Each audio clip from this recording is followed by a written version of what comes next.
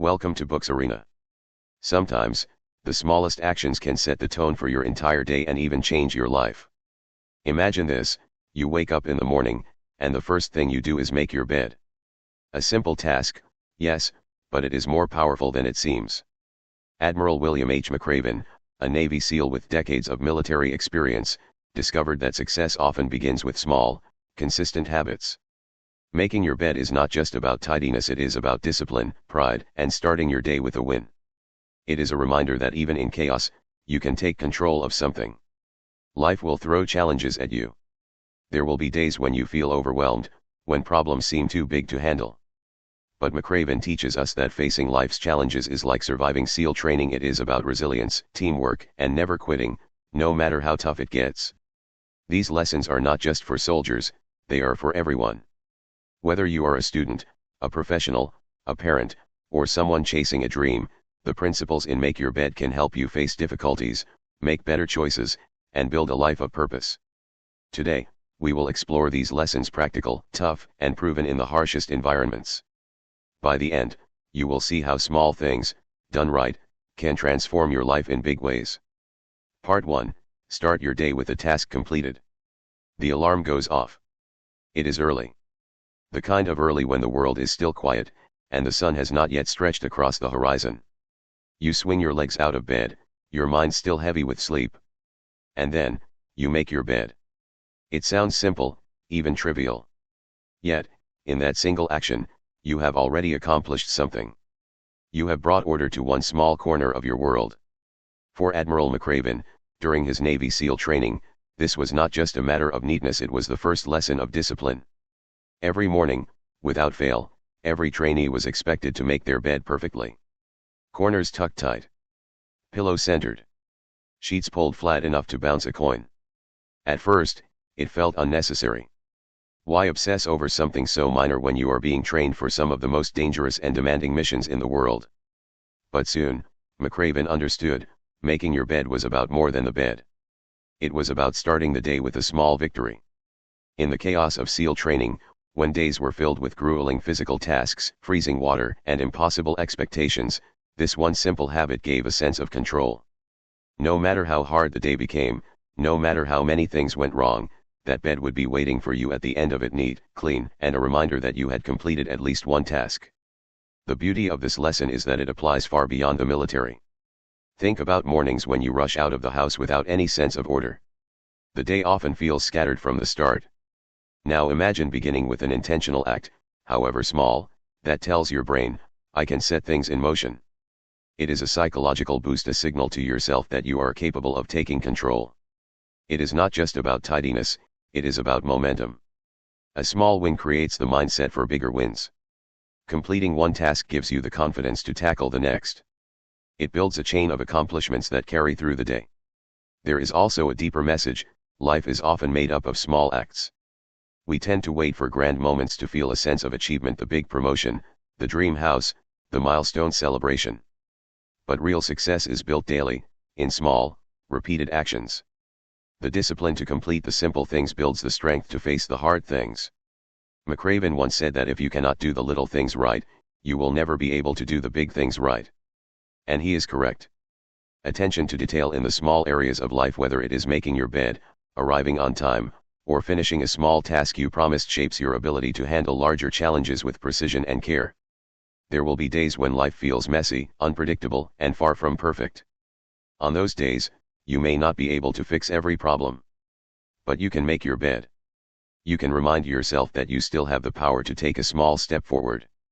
And sometimes, that is enough to change the course of your day. So start tomorrow differently. When you wake up, do not just leave your bed undone. Make it. Take pride in that simple accomplishment. And let it be the first victory of many. Because when you learn to begin each day with a task completed, you build the foundation for a life filled with discipline, purpose, and resilience. Part 2: You can't go it alone. No matter how strong, skilled, or determined you think you are, life will test you in ways you cannot face alone. This is one of the earliest and hardest truths Admiral McRaven learned during Navy SEAL training. The ocean is unforgiving, the physical challenges are relentless, and the instructors push you to the edge of your endurance, all to teach you that survival and success depend on the people beside you. One of the most vivid examples comes from the small rubber boats the trainees carried everywhere. Each team had to carry these heavy boats over their heads during long runs across sand and into pounding surf. Alone, the weight would crush you. Together, with 6 or 7 others lifting, it became manageable. But this teamwork went far beyond sharing physical burdens. In the icy waters off Coronado, California, trainees would link arms in the surf, shivering through what was called surf torture. The cold bit into their bones, the waves crashed over their heads, and their bodies screamed to quit. But when one man faltered, the others would whisper encouragement or shout over the roar of the ocean to keep going. Alone, it would have been impossible. Together, they made it through. McRaven's point is clear: in life, there will be moments when the weight you carry feels unbearable. That weight might be grief, failure, financial hardship, illness, or uncertainty. And in those moments, you need your team, your friends, family, mentors, colleagues, or even strangers who become allies. The myth of the self-made person is exactly that, a myth. Every success story has behind it a network of support, advice, and encouragement. Even the most independent achievers relied on someone: a teacher who believed in them, a parent who sacrificed, a partner who stood by them.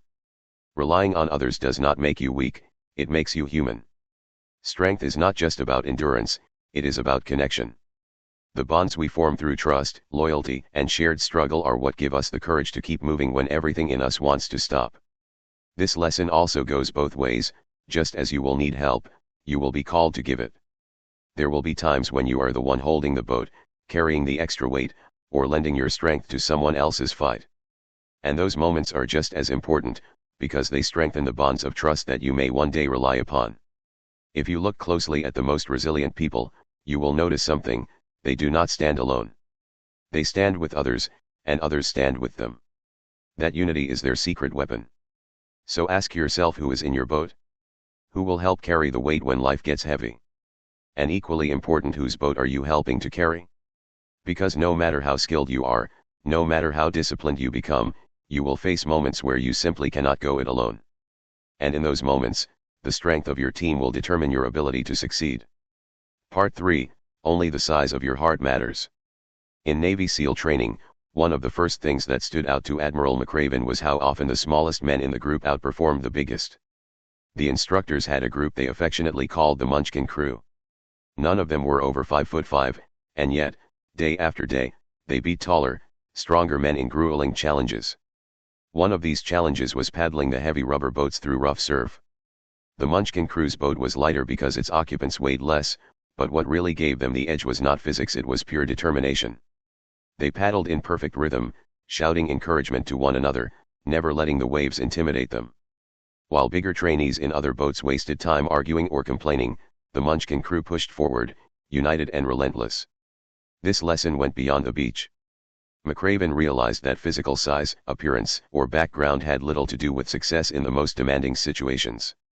What mattered was the size of a person's heart, their courage, grit, and refusal to give up when things got tough. In the civilian world, this lesson is equally powerful. We often judge people too quickly based on what we see: their resume, their height, their voice, their appearance. But life's most important victories come not from surface traits, but from the unseen qualities: resilience, integrity, and the willingness to fight for a goal even when the odds are against you. Think about people who have changed the course of history. Many of them were underestimated at first. Mahatma Gandhi was not physically imposing, yet his moral courage moved millions. Helen Keller could neither see nor hear, but her determination inspired generations. Malala Yousafzai was a young girl from a small town, but her bravery made her a global voice for education. None of these individuals relied on physical dominance, they relied on the size of their hearts. McRaven's lesson is a reminder to never underestimate others and to never underestimate yourself. You may not be the fastest, the strongest, or the loudest in the room, but if you have the will to keep going, to learn, and to contribute no matter the circumstances, you can outlast and outperform those who seem more naturally gifted. This also changes the way we see challenges. If you believe that success is reserved for the biggest or the best, you might give up before you start. But if you understand that perseverance and heart can outweigh raw talent, you realize that the playing field is far more level than it appears.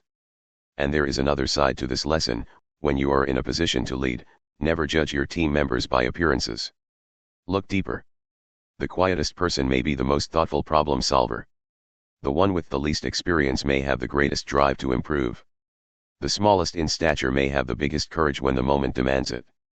In life's rough seas, the size of your boat crew does not matter nearly as much as the size of their spirit. And the same is true for you. Whatever obstacle lies ahead, it is the heart you bring to the fight that will determine how far you go. Part 4, Get over being a sugar cookie.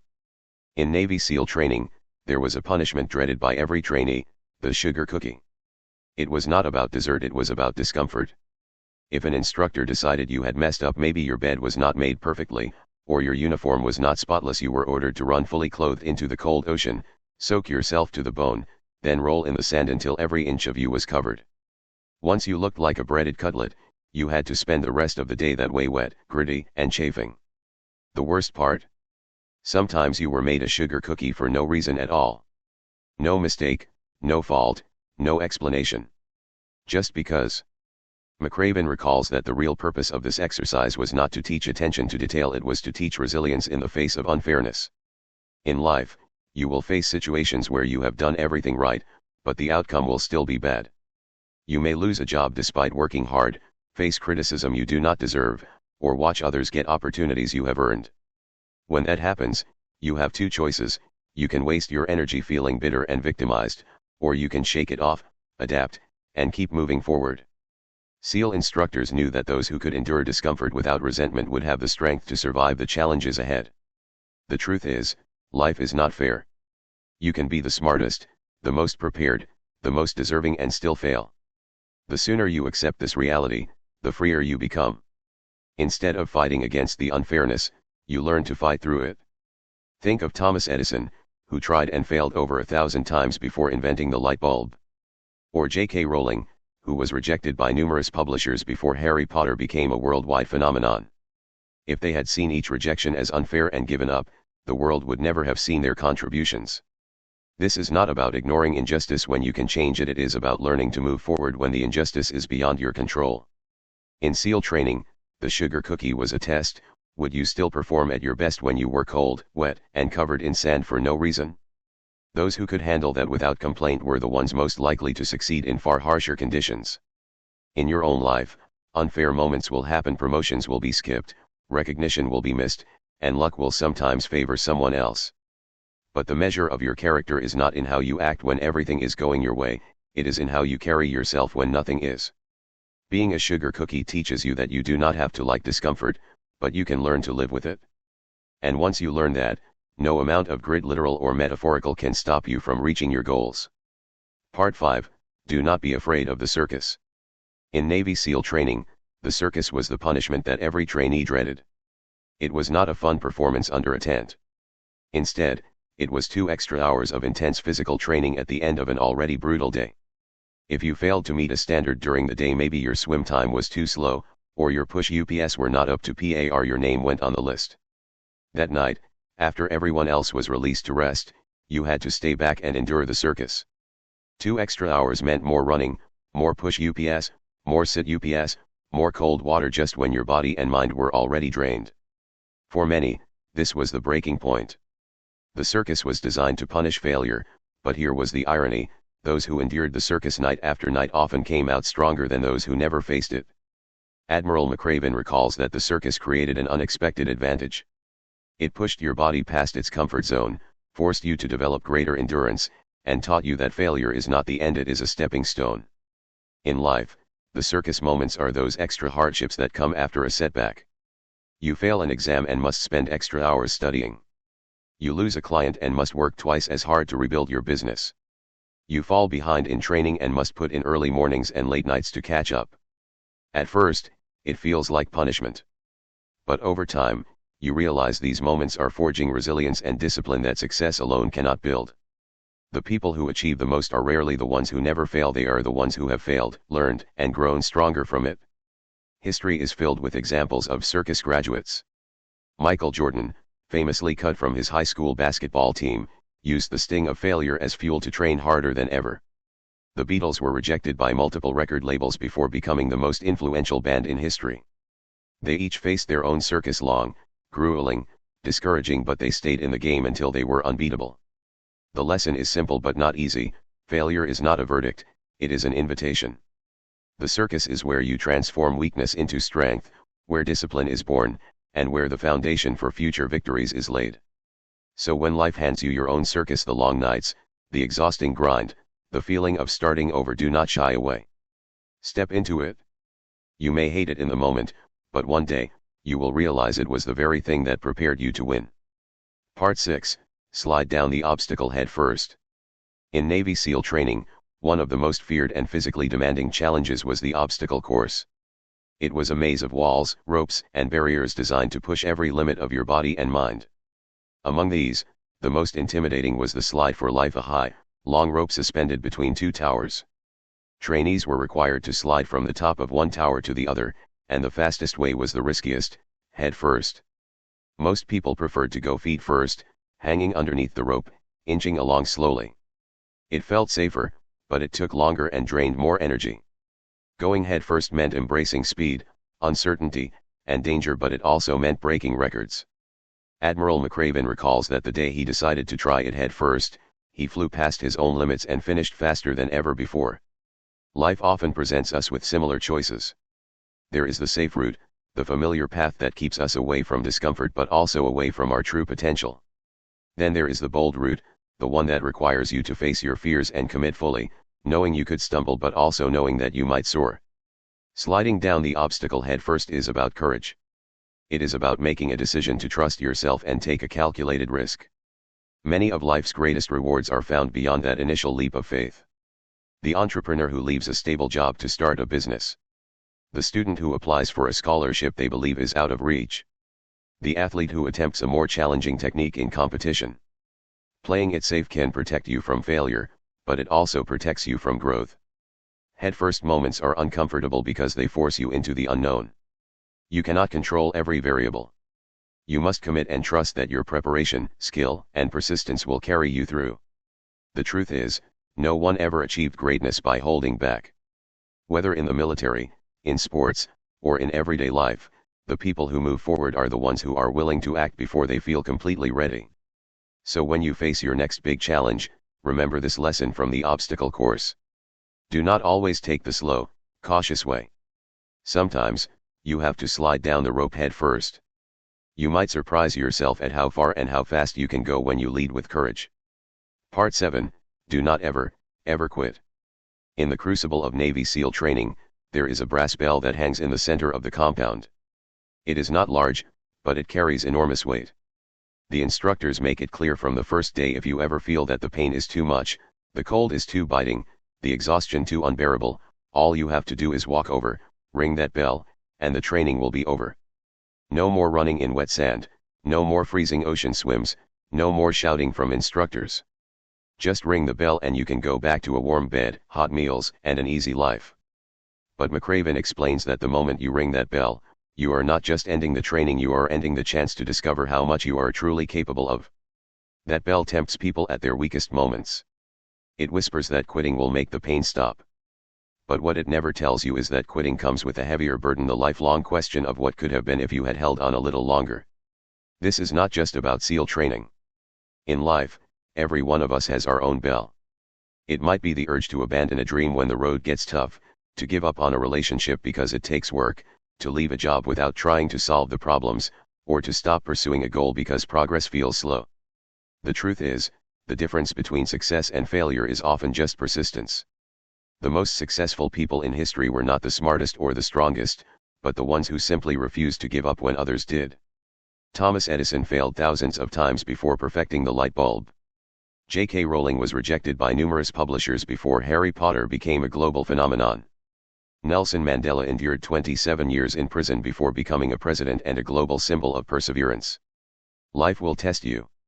It will push you to your limits and beyond. There will be moments when you feel alone, tired, and ready to quit. That is when the bell will look most appealing. But if you can push past that moment, if you can keep moving forward despite the discomfort, you will emerge stronger, more resilient, and closer to your goal than you ever imagined. So remember this final and perhaps most important lesson: do not ever quit. The road to victory is often just a little longer than the road to defeat. Hold on. Keep going. You may be just steps away from the breakthrough you have been waiting for. Part 7, Never, Ever Quit.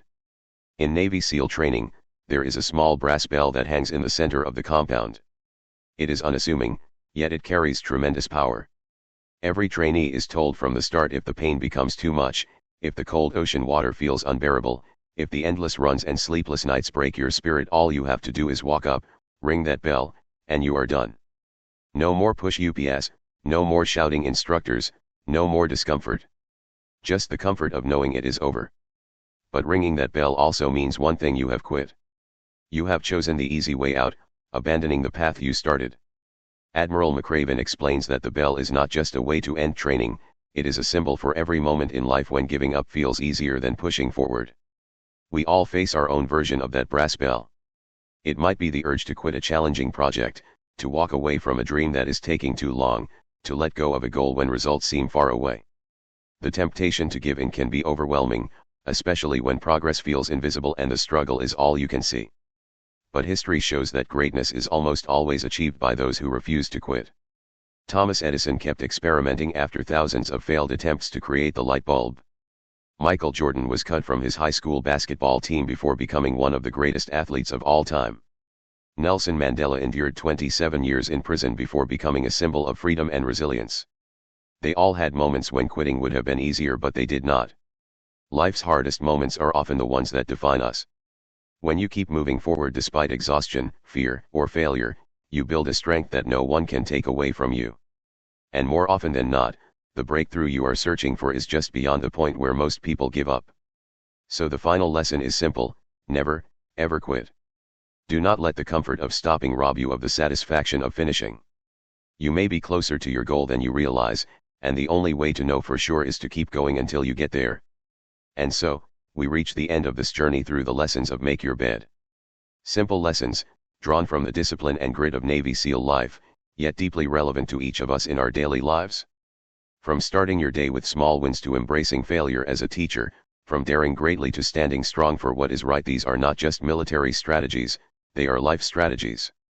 The beauty of these lessons is in their simplicity. You do not need extraordinary talent, vast resources, or a perfect plan to change your life and the world around you.